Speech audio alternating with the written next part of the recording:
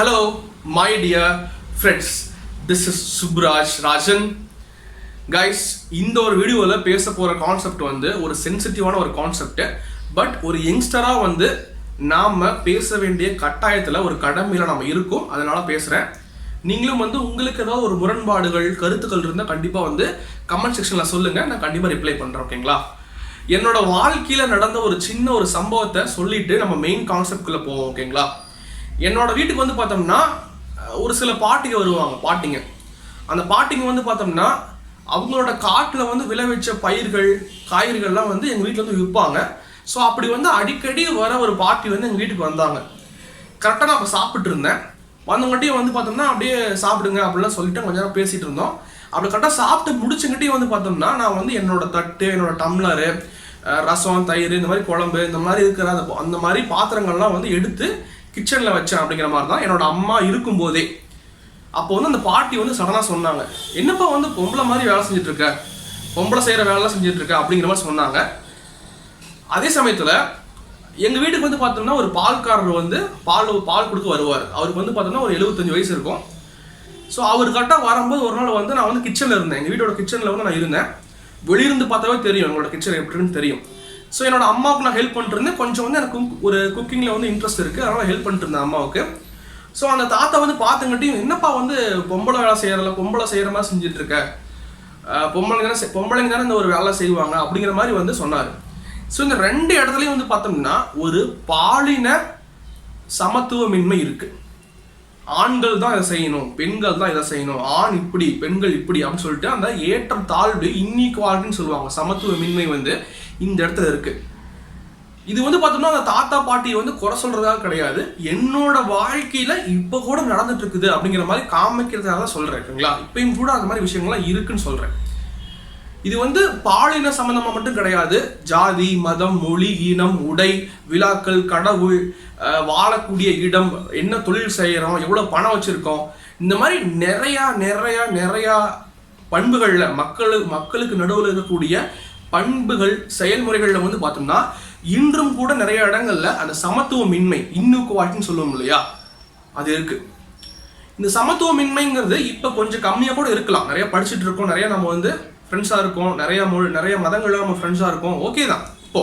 ஆனால் நம்மளோட தாத்தா பாட்டி காலத்தில் வந்து இதெல்லாம் ரொம்ப அதிகமாக இருந்துச்சு. மேலே கீழங்கிறது ரொம்ப அதிகமாக இருந்துச்சு. இப்பயும் கூட நிறைய இடங்கள் இருக்கு தான் செய்யுது. அப்படிங்கும்போது இந்த சமத்துவமின்மை, இன்இக்வாலிட்டி அப்படிங்கிறது எப்படி உருவாகுது அப்படிங்கிறத நான் வந்து இன்னைக்கு சொல்ல போகிறேன்.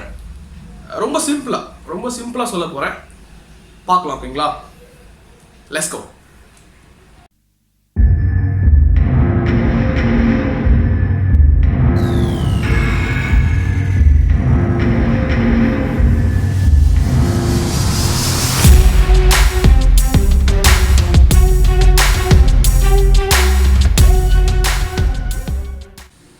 கைஸ், நம்மளோட இந்தியாவில் வாழக்கூடிய மக்களுக்கு நடுவில் ஒரு பன்முகத்தன்மைங்கிறது பறந்து விரிந்து இருக்கு. அதாவது பன்முகத்தன்மைனா வந்து ஒரு வேறுபாடுன்னு சொல்றேன். ஒரு வேறுபட்ட மொழி, இனம், மதம், ஜாதி, உணவு முறை, உடை, தொழில், பழக்க வழக்கங்கள், கலாச்சாரங்கள், பண்பாடுகள் சொல்லிட்டு போயிட்டே இருக்கலாம். ஸோ அவ்வளோ வேறுபட்ட ஒரு மக்கள் வந்து பார்த்தோம்னா இந்தியாவில் இருக்காங்க. சிம்பிளா சொல்ல போனா ஒவ்வொரு 100 கிலோமீட்டருக்கும் வந்து பார்த்தோம்னா ஒவ்வொரு விதமான வேறுபட்ட ஒரு வாழ்க்கை முறையுடைய மக்களை நீங்க வந்து பார்க்க முடியும் இந்தியாவில். இது வந்து ஏன் வந்து இப்படி இருக்குன்னு பார்க்கும்போது ஒரு சிம்பிளா சொல்ல போனா பயணங்கள் பண்ணாங்க. வரலாற்றுல பார்க்கும்போது மக்கள் வந்து பயணம் பண்ணாங்க. பயணம் வந்து எதுக்கு பண்ணாங்க? தான் வந்து உருவாக்குன ஒரு பொருளை வந்து மற்ற இடங்களில் விற்கிறதுக்கும், இல்லை மற்ற இடங்களில் வந்து உருவாக்கப்பட்ட ஒரு பொருட்களை வாங்குறதுக்கும், இல்லை வந்து ஒரு பசி, பட்டினி, பஞ்சம், ஒரு போர் நடக்குது அப்படிங்கும்போது இந்த இடத்துல நம்மளோட ஊரில் வாழ முடியாது, பாதுகாப்பாக வாழ முடியாது அப்படிங்கிறதுக்காக பயணப்பட்டாங்க. இல்லை வந்து மற்ற இடங்களுக்கு பயணப்பட்டு அங்கே போர் செஞ்சு அந்த இடங்கள் இருக்கிற ஒரு வளங்களையும் அந்த இடங்களையும் கைப்பற்றுறதுக்காக வந்து பார்த்தோம்னா பயணப்பட்டாங்க வரலாற்றுல. ஸோ இந்த மாதிரி பயணம் சார்ந்த ஒரு வரலாற்று சார்ந்த ஒரு காரணங்களாலும் அதே சமயத்தில் இந்தியாவில் வந்து பார்த்தோம்னா ஒரு பெரிய கண்டத்துக்குள்ள இருக்கிற எல்லா விதமான ஒரு நிலப்பரப்புகளும், ஒரு பாலைவனமாக இருக்கலாம், ஒரு பனி பிரதேசமாக இருக்கலாம், ஒரு பீடபூமியாக இருக்கலாம், ஒரு மலையாக இருக்கலாம், அந்த மாதிரி எல்லா விதமான ஒரு நிலப்பரப்புகளும் இந்தியா அப்படிங்கிற ஒரு சின்ன ஒரு நாட்டுக்குள்ள இருக்கிறதுனால அந்தந்த நிலப்பரப்புகளுக்கு ஏற்ற மாதிரி அந்தந்த காலநிலை வானிலைக்கு ஏற்ற மாதிரி வந்து பார்த்தோம்னா அந்தந்த இடத்துல வாழக்கூடிய ஒரு பயிர்களாகட்டும், விலங்குகளாகட்டும், மக்களின் வாழ்க்கை முறையாகட்டும், பழக்க வழக்கங்களாகட்டும், இதெல்லாம் வந்து வேறுபட்டு இருக்கும். ஒரு புவியியல் சார்ந்த ஒரு காரணங்கள் வச்சுக்கலாம், ஒரு வரலாற்று சார்ந்த காரணங்கள், புவியியல் சார்ந்த காரணங்கள், அதாவது ஹிஸ்டாரிக்கல் அண்ட் ஜியோகிராபிக்கல் ஃபேக்டர்ஸ். இந்த 2 விஷயங்கள்னால தான் வந்து பார்த்தோம்னா இந்தியாவில் இவ்வளோ பன்முகத்தன்மையான ஒரு மக்கள் வந்து வாழ்ந்துட்டு இருக்காங்க. பன்முகத்தன்மை எப்படி வந்து உருவாச்சு அப்படின்னு சொல்லிட்டு விரிவாக தெரிஞ்சுக்கணும்னா நான் ஃபர்ஸ்ட் ஒரு வீடியோ பண்ணியிருக்கேன். அந்த வீடியோட லிங்க் வந்து பார்த்தோம்னா மேலே ஐகார்ட்லையும் கீழே டிஸ்கிரிப்ஷன்லையும் இல்லை கமெண்ட் பாக்ஸில் ஃபர்ஸ்ட் கமெண்ட்லையும் நான் கொடுக்குறேன். நீங்கள் வந்து வேணும்னா செக் பண்ணி பாருங்கள். நான் கொஞ்சம் வந்து விரிவாக பேசியிருப்பேன். இந்த மாதிரி பன்முகத்தன்மையுடைய மக்கள் வந்து இந்தியாவில் வாழ்ந்துட்டு இருக்கும்போது மனிதனுடைய மூளை இருக்கு இல்லையா, பிரெயின், இந்த பிரெயின் வந்து ஜென்ரலாகவே வந்து மனுஷங்களை கைட் பண்ணும். இந்த மாதிரி பண்ணு, அந்த மாதிரி பண்ணுன்னு சொல்லிட்டு கட்டளை இடும் அப்படிங்கிற மாதிரி தான். அதாவது இந்த இடங்களுக்கெல்லாம் நீ போனீங்கன்னா வச்சுக்கோங்களேன், அங்கே நீ வந்து ரொம்ப சந்தோஷமாகவும் ரொம்ப பாதுகாப்பாகவும் நீ வந்து உணர்ந்துட்டு இருக்கிற. அதனால வந்து நீ அந்த இடத்துக்கு மட்டும் போயிட்டே இரு. இல்லை வந்து இந்த மாதிரி ஒரு செயல் செய்யும் போது நீ ரொம்ப சந்தோஷமா நீ ஃபீல் பண்ணிட்டே இருக்க, அப்படின்னா அந்த மாதிரி ஒரு செயலை மட்டும் நீ செஞ்சுக்கிட்டே இரு அப்படிங்கிற மாதிரி மனித மூளை வந்து பார்த்தோம்னா நமக்கு கட்டளை கொண்டுட்டே இருக்கும். சரிங்களா? இதே மாதிரிதான் வந்து பார்த்தோம்னா நாம இன்னொரு மனுஷங்களோட பழகும் போதும் பேசும்போதும் மனித மூளை வந்து கட்டளை இடும். அதாவது உன்ன மாதிரியே ட்ரெஸ் போட்டிருக்கிறவன், உன்ன மாதிரியே மொழி பேசுறவன், உன்ன மாதிரியே வந்து ஒரு ஜாதியில் இருக்கிறவன், மதத்தில் இருக்கிறவன், உன்ன மாதிரி ஒரு பழக்க வழக்கமா இருக்கிறவன், அவங்க கூட மட்டும் நீ பழகு. அப்பதான் நீ சேஃபா ஃபீல் பண்ணுவ, பாதுகாப்பா இருப்ப, அவங்க உன்னை ஏமாற்ற மாட்டாங்க. ஸோ அப்படிங்கிற மாதிரி வந்து பார்த்தோம்னா மனித மூளை வந்து ஜென்ரலாகவே சொல்லும். அதே சமயத்தில் நமக்கு முன்னாடி இருப்பாங்க இல்லையா, முன்னோர்கள் இருப்பாங்க இல்லையா, நம்மளோட அம்மா அப்பா தாத்தா பாட்டிலாம் வந்து நீ இவங்க கூட தான் சேரணும், அப்போதான் வந்து உனக்கு மரியாதை கௌரவம். ஸோ அப்படிங்கிற மாதிரி வந்து நம்மளை வந்து எப்படி சொல்லிட்டு கொண்டு வந்துட்டே இருப்பாங்க. நம்ம மூளையில் வந்து அப்படியே வந்து அந்த இன்ஜெக்ட் பண்ணிட்டே இருப்பாங்க, அந்த மாதிரி விஷயங்களை வந்து இன்ஜெக்ட் பண்ணிட்டே இருப்பாங்க. ஸோ நமக்கு வந்து பார்த்தோம்னா ஒரு மக்களை கையாளும் அறிவு, மக்களை பற்றிய அறிவு, சமுதாயத்தை பற்றிய அறிவு, ஒரு அனுபவம் இருக்கும்போது இந்த மாதிரி விஷயங்கள்லாம் நம்ம தூக்கி போட்டுருவோம். இதெல்லாம் ஒண்ணுமே இல்லைப்பா அப்படின்னு நம்ம தூக்கி போட்டுருவோம். ஆனால் அந்த அறிவும் அனுபவம் இல்லாமல் இருக்கிற மனுஷங்க வந்து பார்த்தோம்னா அந்த மூளை சொல்றதை கேட்டுக்குவாங்க, நம்ம கூட இருக்கிற அந்த ஒரு மனுஷங்க சொல்றதை கேட்டுக்குவாங்க. இதுதான் மரியாதை, கௌரவம், பயம், பாதுகாப்புன்னு சொல்லிட்டு அவங்கள மாதிரியே இருக்கிற மனுஷங்கிட்ட மட்டும் பேசு, அப்போதான் உனக்கு வந்து பார்த்தோம்னா எல்லாமே கரெக்டாக இருக்கும் அப்படிங்கிற மாதிரி நம்மளோட மூளை வந்து நம்மளை கைட் பண்ண ஆரம்பிச்சிடும் போக போக. அப்போ வந்து பார்த்தோம்னா நம்மள மாதிரியே இல்லாத மனுஷங்க இருப்பாங்க இல்லையா, வேற மொழி பேசுறவங்க, வேற மாதிரி ட்ரெஸ் போடுறவங்க, வேற மாதிரி ஒரு உணவு முறை இருக்கிறவங்க, வேற ஊர்க்காரங்க அப்படிங்கும்போது அவங்கள வந்து நம்ம ஒரு தாழ்மையாகவோ தரம் தாழ்ந்தோ அல்லது ஒரு எதிர்மறையாகவோ, அவங்க வந்து ஒரு நெகட்டிவ் பீப்புள், ஒரு எதிர்மறையான மக்களுங்கிற மாதிரி நம்ம வந்து பார்த்தோம்னா ஆட்டோமேட்டிக்காக நம்ம மூளை வந்து அதை வந்து கொண்டு வந்துடும், நம்மளை நினைக்க வச்சிரும் அந்த மாதிரி. இல்லைன்னா வந்து நாம் வந்து ஒரு விஷயம் ஒரு செயல் பண்ணும்போது நாம் ஒரு மெத்தடில் நாம் ஒரு ஐடியாவில் பண்ணிட்டு இருப்போம். அதே செயலை வந்து இன்னொருத்தர் வேற மாதிரி ஒரு ஐடியாவில் வேற மாதிரி ஒரு மெத்தடில் வந்து பண்ணும்போது நமக்கு அவங்களை பிடிக்காது. ஏன்னா வந்து நாம் வந்து இந்த ஒரு ஐடியா தான் வந்து பெஸ்டான ஐடியான்னு சொல்லிட்டு நம்பிக்கையில் இருக்கும். அப்படிங்கும்போது வேற எந்த ஐடியாவும் வந்து பார்த்தோம்னா எந்த ஒரு ஐடியா மெத்தட்ஸ் எல்லாம் வந்து பார்த்தோம்னா ஒரு முட்டாள்தனமானது அப்படிங்கிற மாதிரி நம்ம நம்பிட்டு இருக்கும்போது அந்த வேற ஐடியாவை வந்து யாராச்சும் யூஸ் பண்றாங்க அப்படிங்கும்போது அந்த ஐடியாவே நமக்கு பிடிக்காது, அந்த ஐடியாவை யூஸ் பண்ற மற்ற மனுஷனே நமக்கு பிடிக்காம போயிடும். சரிங்களா? அது வந்து மொழியா இருக்கலாம், மதமா இருக்கலாம், எதுவாக இருக்கலாம். சரிங்களா? எந்த ஒரு வேலையாகவும் இருக்கலாம். ஒருத்தரை பத்தி முழுமையா தெரிஞ்சுக்க விருப்பம் இல்லாத, ஆர்வம் இல்லாத, தெரிஞ்சுக்க முடியாத மக்கள் இருப்பாங்க இல்லையா, ஸோ அந்த மக்கள் வந்து பார்த்தோம்னா மற்றவங்களை பற்றி எதுவுமே தெரிஞ்சுக்காம ஆட்டோமேட்டிக்காக வந்து பார்த்தோம்னா அவங்க மேலே வந்து ஒரு தாழ்மையான ஒரு கருத்தோ தாழ்வான ஒரு முறையில் அவங்க நடத்துறதோ இல்லை வந்து அவங்க வந்து ஒரு எதிர்மறையான ஒரு மக்களுங்கிற மாதிரி நினைக்கிறோம் இல்லையா, அதுதான் வந்து பார்த்தோம்னா Prejudice அப்படின்னு சொல்லுவாங்க. அதாவது முன்முடிவு அல்லது பாரபட்சம் அப்படின்னு சொல்லுவாங்க. இதில் நீங்கள் நோட் பண்ண வேண்டிய விஷயம் வந்து பார்த்தோம்னா ஒரு வார்த்தை வந்து ஒருத்தரை பற்றி தெரிஞ்சுக்காமையே, முழுமையாக தெரிஞ்சுக்காமையே அவங்க மேலே ஒரு எதிர்மறையான ஒரு தாழ்மையான ஒரு எண்ணங்களை வைக்கிறது. இப்படி நாம் வந்து ஒரு தனிப்பட்ட நபர் மேலே ப்ரேஜுடிஸ் பண்ணும்போது, முன்முடிவு எடுக்கும்போது ஆட்டோமேட்டிக்காக நம்ம காலப்போக்கில் வந்து பார்த்தோம்னா அந்த ஒரு நம்பிக்கை இருக்கு இல்லையா, இந்த மாதிரி ஒரு வேறுபட்ட பண்புடைய மனுஷன் வந்து இப்படி தான் இருப்பாங்கன்னு நம்ம நம்பிக்கை வச்சுட்டோம்.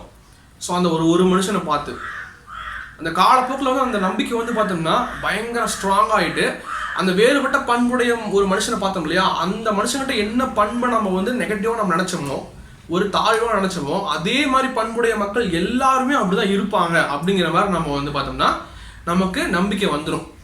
ஒரு உதாரணம் சொல்ல போனா வச்சுக்கோங்களேன், ஒரு மொழி பேசுகிறான்னு வச்சுக்கோங்களேன், வேறு மொழி பேச ஒரு மனுஷன் நீங்கள் பார்க்கும்போது அவங்கள வந்து பார்த்தோம்னா நீங்கள் திருடன் நினைக்கிறீங்க. அப்படிங்கும்போது காலப்போக்கில் வந்து பார்த்தோம்னா அந்த மொழி பேசுகிற எல்லாத்தையுமே உங்களுக்கு பார்க்கும்போது உங்களுக்கு திருட மாதிரி தெரியும். அவங்கள விட்டு நம்ம நிகழ்ந்து நிற்கணும், அவங்களோட பழகக்கூடாது அப்படிங்கிற மாதிரி ஒரு தயக்கம் வந்துட்டே தான் கண்டிப்பாக இருக்கும், நம்பிக்கை வராது அவங்க மேலே. ஸோ இந்த மாதிரி ஒரே விதமான ஒரு பண்புடைய மக்களை அப்படி எல்லாரையுமே நம்ம ஒரே ஒரு இமேஜ்குள்ளே நம்ம அடைக்கிறோம், ஒரே ஒரு தரத்துக்குள்ளே அடைக்கிறோம். ஸோ இதுக்கு பேர் என்ன வந்து பார்த்தோம்னா ஸ்டீரியோடைப் அப்படின்னு சொல்லுவாங்க. அதாவது ஒத்த கருத்து அல்லது மாறா கருத்து அப்படின்னு சொல்லுவாங்க. இது சமுதாயத்தில் இப்பயும் கூட நிறைய இடங்கள் கண்டிப்பாக இருக்குது. நான் முன்னாடி சொன்னேன் இல்லையா, அந்த தாத்தாவும் பாட்டியும் வந்து பார்த்தோம்னா இதெல்லாம் ஒரு பெண்கள் செய்கிற ஒரு வேலை அப்படிங்கிற மாதிரி சொன்னாங்கன்னு சொன்னோம் இல்லையா. அப்படின்னா வந்து பெண்கள் தான் அந்த வேலையை செய்யணுமா, ஆண்கள் செய்யக்கூடாதா? ஏன் பெண்கள் மட்டும் ஏன் வந்து தரம் தாழ்ந்து நீங்கள் நடத்துறீங்க? அதுவும் வந்து ஒரு பெண் வாயிலிருந்தே அது வந்திருக்குங்கும் போது நீங்கள் நினச்சி பாருங்கள் எந்த அளவுக்கு வந்து இந்த சமுதாயம் வந்து பெண்களையே வந்து அவங்க வாயாலேயே பெண்களையே வந்து தரம் தாழ்த்தி பேசுகிற அளவுக்கு வந்து பார்த்தோம்னா மாற்றி வச்சிருக்கு அப்படிங்கிறத நீங்கள் நினச்சிக்கலாம்.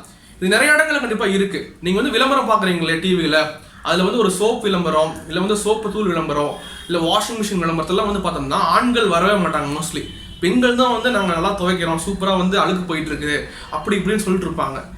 ஏன் பெண்களை மட்டும் அங்கே மயப்படுத்துறாங்க? அதே சமயத்தில் வந்து பார்த்தோம்னா ஒரு பைக் விளம்பரம் அப்படிங்கும்போது ஒரு ஆண்கள் தான் பைக் ஓட்டுற மாதிரி காட்டுவாங்க. ஏன் பெண்கள் ஓட்டக்கூடாதா?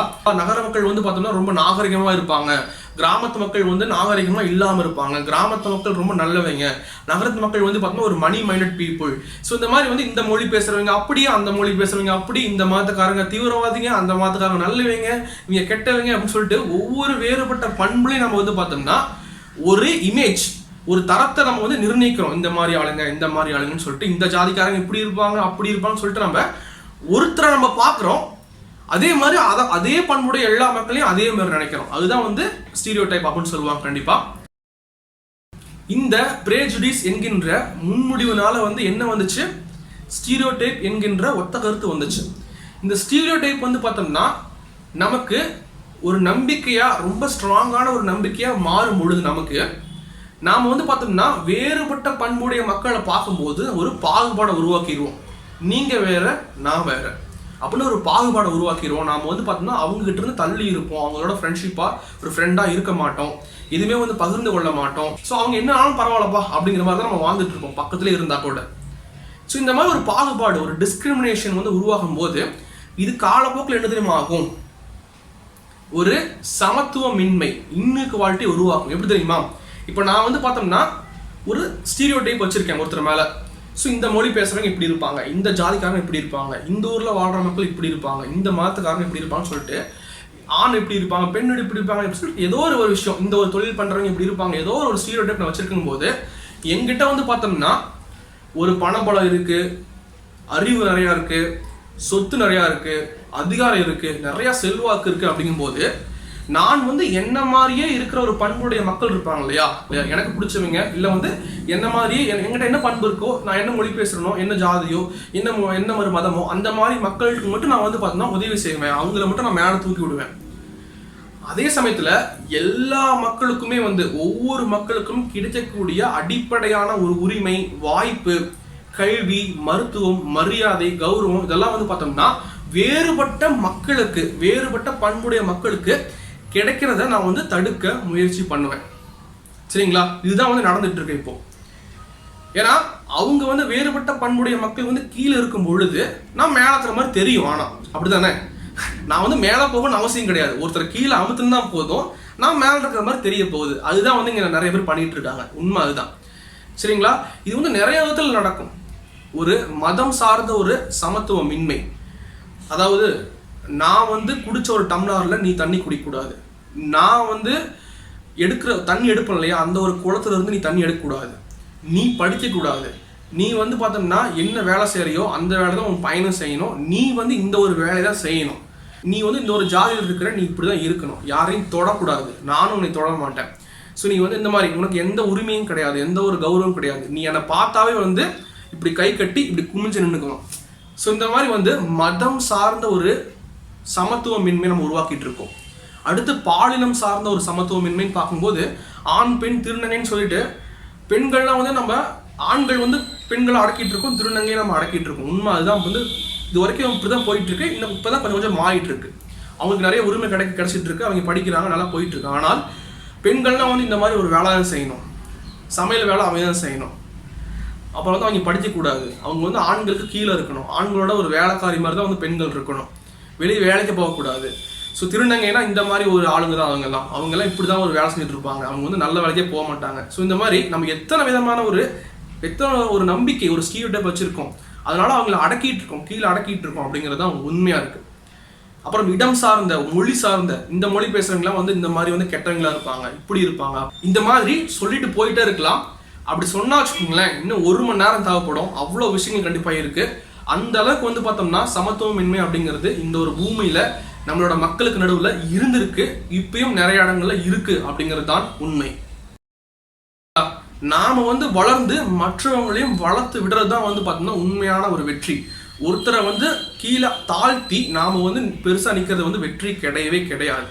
நீங்க யோசிச்சு பாருங்களேன், சிம்பிளா யோசிச்சு பாருங்க, இந்த சமத்துவமின்மை, இன்இக்வாலிட்டி அப்படிங்கிறது, ஏற்றத்தாழ்வுங்கிறது எங்கிருந்து ஸ்டார்ட் ஆச்சு? பிரேஜுடிஸ் அப்படின்னு சொல்லணும் இல்லையா, அதாவது முன் முடிவு. ஒருத்தரை பத்தி, ஒரு மனிதனை பத்தி தெரிஞ்சுக்க தெரியாத, தெரிஞ்சுக்க முடியாத, தெரிஞ்சுக்க ஆர்வம் இல்லாத, சும்மா எதுவுமே தெரிஞ்சுக்காம நான் அவங்க மேல வந்து ஒரு வேறுபட்ட பண்பு அவங்களுக்கு இருக்கிற ஒரே காரணத்திற்காக அவங்க மேல வந்து பார்த்தோம்னா ஒரு எதிர்மறையான எண்ணங்களையோ ஒரு தாழ்மையான ஒரு எண்ணங்களையோ வந்து பார்த்தோம்னா வைக்கிற மனுஷங்களோட ஒரு எண்ணங்கள் தான் அந்த ஒரு பிரேஜுடிஸ். அந்த எண்ணங்களால தான் வந்து பார்த்தோம்னா இப்போ சமத்துவமின்மை வரைக்கும் வந்து நிற்குது. நீங்க முடிவெடுங்க. இப்போ அந்த மாதிரி ஒருத்தர் பத்தி தெரிஞ்சுக்கவே முடியாத, தெரிஞ்சுக்க தெரியாத, தெரிஞ்சுக்க ஆர்வம் இல்லாத அந்த ஒரு முட்டாள் மனிதர்களுடைய எண்ணங்களை நீங்க வந்து பின்பற்ற போறீங்களா? நான் முட்டாள் சொல்றேன் இல்லையா, அது வந்து பார்த்தோம்னா அந்த விஷயத்துல மட்டும். மற்ற விஷயங்கள் அவங்க எவ்வளவுனா அறிவாளியா இருக்கலாம், மற்ற மக்களை வந்து எப்படி பாக்குறோம் அப்படிங்கறதுல மட்டும் அவங்க முட்டாளா இருக்காங்க, கண்டிப்பா சொல்ல முடியும். அந்த மாதிரி எண்ணங்கள் இருக்கிறவங்க எல்லாம் அந்த எண்ணங்களை நீங்க பின்பற்ற போறீங்களா அப்படிங்கறத நீங்க வந்து நீங்களே முடிவெடுங்க. இந்த வீடியோ பத்தி வந்து பார்த்தோம்னா உங்களுக்கு என்ன கருத்து இருக்கு அப்படிங்கறத கண்டிப்பா நீங்க வந்து கமெண்ட் செக்ஷன்ல சொல்லுங்க. நான் வந்து படிக்கிறதுக்கு ரெடியா இருக்கேன், கண்டிப்பா ரிப்ளை பண்றேன். ஓகேங்களா? ஸோ இந்த வீடியோ வந்து பார்த்தோம்னா கண்டிப்பா எல்லாத்துக்கும் ஷேர் பண்ணுங்க. இது ஒரு நல்ல விஷயமா கண்டிப்பா இருக்கும்னு நினைக்கிறேன். என்னோட ஒரு குரல், சமத்துவமின்மைக்கு என்னோட ஒரு குரலா வந்து பார்த்தோம்னா இந்த ஒரு வீடியோ நான் பதிவு பண்றேன். எனக்கு ரொம்ப மகிழ்ச்சியா இருக்கு. சரிங்களா? சரி கைஸ், நம்ம வந்து இன்னொரு நல்ல வீடியோவில் பார்க்கலாம். Until then, Subraj Rajan signing off here. எல்லாருமே சிரிச்சிட்டு ரொம்ப சந்தோஷமா இருங்க. யாரும் உயர்ந்தவரும் கிடையாது, தாழ்ந்தவரும் கிடையாது, எல்லாருமே வந்து சமம் தான். சரிங்களா? பார்ப்போம். தேங்க்யூ.